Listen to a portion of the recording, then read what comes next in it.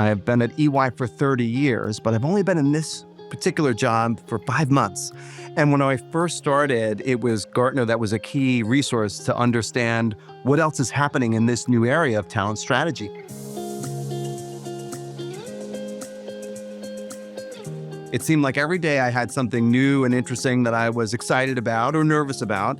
And I could always go to Gartner to find out bespoke answers and research to help me navigate through what was a brand new and challenging area for me. And I think that really is the advantage that Gartner brings to the table and to the market.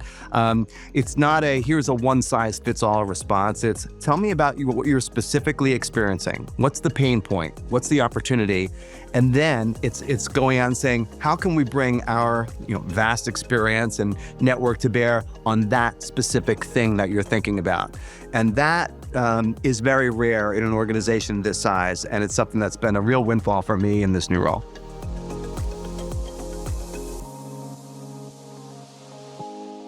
One of my first orders of business was to better define EY's talent strategy. People would ask me, like, does EY have a talent strategy? And I would say, no, we have 1,000, right? Everyone has their own little bit of the strategy around the firm.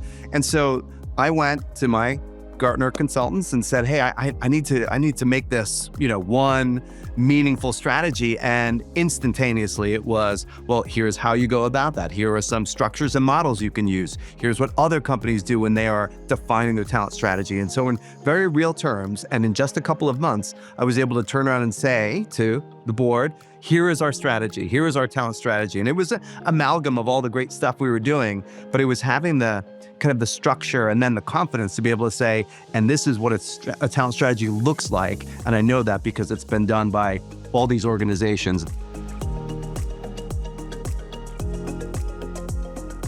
A lot of people think of HR and talent as, oh, that's kind of, it's the softer people side of the business. But with Gartner, it's really helped me to go into meetings with the CEO and the board and say, well, actually, there's good hard data, there's good financial data, there's good progress that we can make beyond that soft side. This is tangible effects that you can see on the bottom line of the business. So when we're prioritizing where to invest, for example, in AI, investing in things that are going to be assistive to our employees, yeah, that's a talent thing, but the bottom line is that's going to generate more revenue, have more cost savings to the organization overall. So it's not that kind of soft, squishy, your mom or dad's HR person. It's being able to go into the board with data, with the right information to say, here's how we're going to impact the business in very real terms.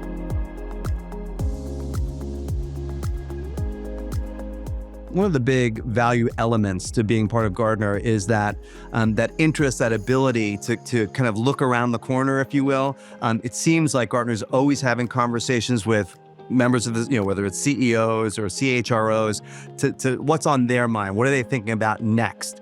And those are things that, look, we're very smart people here at EY, but tapping into that resource of what everyone is thinking about, what might be on the minds of our clients, our customers, our competitors, really helps to broaden our aperture on what could be coming down the pike. And so that's where Gartner has a lot of value. It's not just validating the things we're doing well, it's helping us think about maybe the things we haven't thought about yet, and then getting in front of it for future success.